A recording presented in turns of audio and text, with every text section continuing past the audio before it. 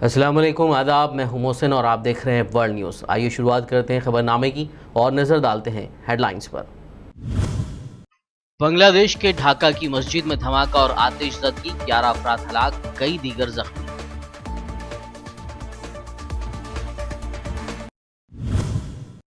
Trump کی پوری کوشش ہے کہ صدارتی انتخابات ہو جائے ملتوی، ڈیموکریٹک پارٹی کے صدارتی امیدوار جو بائیڈن کا بیان۔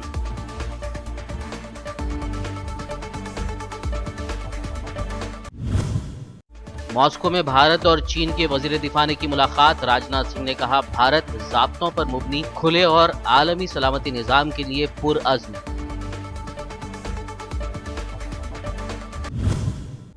دنیا بھر میں کورونا وائرس متاثرین کی تعداد 26.5 ملین کے قریب، بھارت میں متاثرین کی تعداد 4 ملین کے پار۔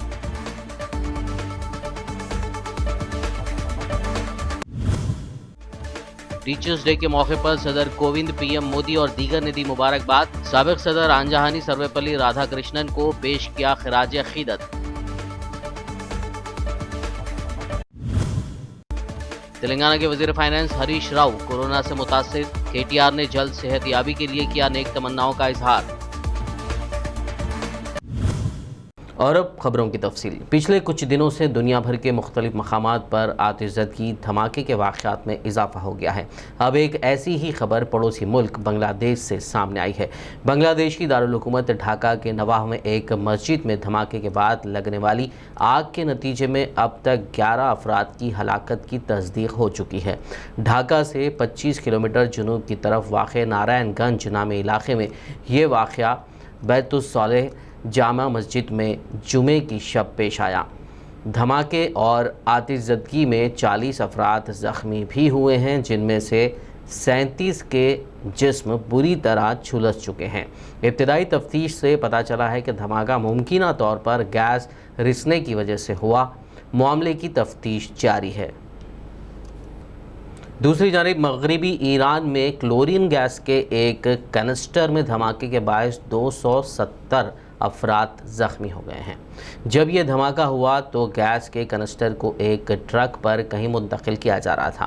یہ واقعہ ایلام صوبے میں جمعے کی رات پیش آیا۔ صوبے کے میڈیکل یونیورسٹی کے سربراہ محمد کریمان نے بتایا کہ ممکنہ طور پر ڈرائیور کی لاپرواہی اس حادثے کی وجہ بنی۔ بتا دیں کہ ایران میں جون سے کئی عسکری اور سویلین تنصیبات اسی طرز کے دھماکوں کی زد میں آ چکی ہیں۔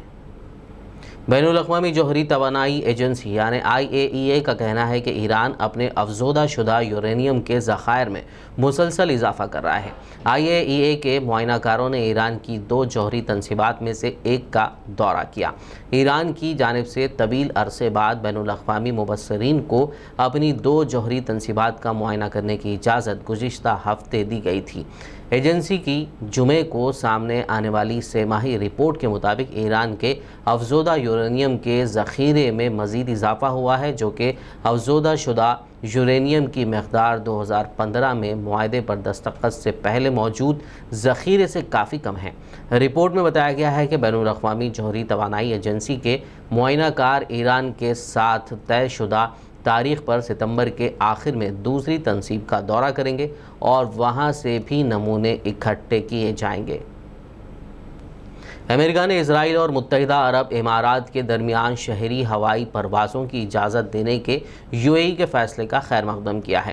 وائٹ ہاؤس کی قومی سلامتی کونسل نے اپنے جاری ایک بیان میں کہا کہ متحدہ عرب امارات اور اسرائیل کے درمیان اپنی سرزمین پر پرواز کرنے کی اجازت دینے کے متحدہ عرب امارات کے فیصلے کا امریکہ خیر مقدم کرتا ہے۔ کونسل نے ٹویٹ کیا کہ معاہدے پر عمل درآمد کے بارے میں صدر ڈونالڈ ٹرمپ کے ویژن کا یہ ایک اور اہم قدم ہے۔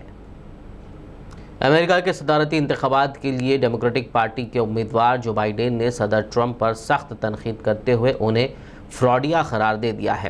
صحافیوں سے گفتگو کرتے ہوئے جو بائیڈن کا کہنا تھا کہ آخر کتنی بار صدر ٹرمپ ایسی باتیں کہیں گے کہ آپ صرف یہ لکھنے سے رہ جائیں گے کہ وہ فراڈیا ہیں۔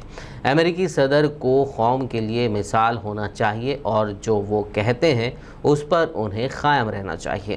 ڈونالڈ ٹرمپ کی جانب سے جنگ عظیم دوم میں ہلاک ہونے والے امریکی فوجیوں کو شکست خوردہ قرار دینے پر رد عمل میں جو بائیڈن کا کہنا تھا کہ اگر صدر ٹرمپ سے متعلق جریدے میں شائع مضمون درست ہے تو یہ انتہائی شرمناک ہے۔ خیال رہے کہ امریکہ میں 3 نومبر کو نئے صدارتی الیکشن ہو رہے ہیں اور کورونا وائرس کی وجہ سے اکثریتی امریکی ریاستوں نے ڈاک کے ذریعے پولنگ کرانے کا فیصلہ کیا ہے اور نارتھ کیرولینا میں تو بیلٹ گھروں پر بھیجنے کا آغاز بھی ہو چکا ہے۔ اقوام متحدہ کے سیکریٹری جنرل اینٹونیو گوٹریس نے خبردار کیا ہے کہ دنیا کے 4 ممالک میں قحط کا شدید خطرہ ہے۔ سلامتی کونسل کے ارکان کو لکھے اپنے ایک خط میں گوٹریس نے لکھا کہ کانگو، یمن، نائجیریا اور جنوبی سودان میں ممکنہ قحط کی وجہ سے لاکھوں افراد کی زندگیاں خطرے میں ہیں۔ سیکیورٹی جنرل کے مطابق ان ملکوں کی مدد کے لیے دستیاب فنڈز انتہائی محدود ہیں اور اس ضمن میں فوری کارروائی درکار ہے۔ گوٹریس نے صومالیہ، برکینا فاسو اور افغانستان کی صورتحال پر بھی تشویش ظاہر کی۔ انہوں نے اقوام متحدہ کی global report on food crisis کے تجزیے کی بنیاد پر یہ انتباہ جاری کیا ہے۔ روس نے امریکہ کو اسٹریٹجک استحکام اور اسلحے کے کنٹرول کے معاملے پر بالمشافہ اور مثبت بات چیت کے لیے تعمیری میٹنگ کی تجویز پیش کی ہے۔ یہ اطلاع واشنگٹن میں روسی سفارت خانے کے سفیر اناتولی آنٹونوف نے دی ہے۔ انہوں نے کہا کہ ہم امریکی وزارت دفاع کے سینئر عہدیدار ڈاکٹر رابرٹ سوفر سے سفارت خانے یا جس کسی بھی فورم میں وہ ملنا چاہتے ہیں کے ساتھ بات چیت کرنے کے لیے تیار ہیں۔ جموں کشمیر کے مشرقی لداخ میں لائن آف ایکچوئل کنٹرول پر چین کے ساتھ 4 ماہ سے جاری تعطل کے درمیان وزیر دفاع راجناتھ سنگھ نے ماسکو میں اپنے چینی ہم منصب جنرل وی فینگ سے ملاقات کی۔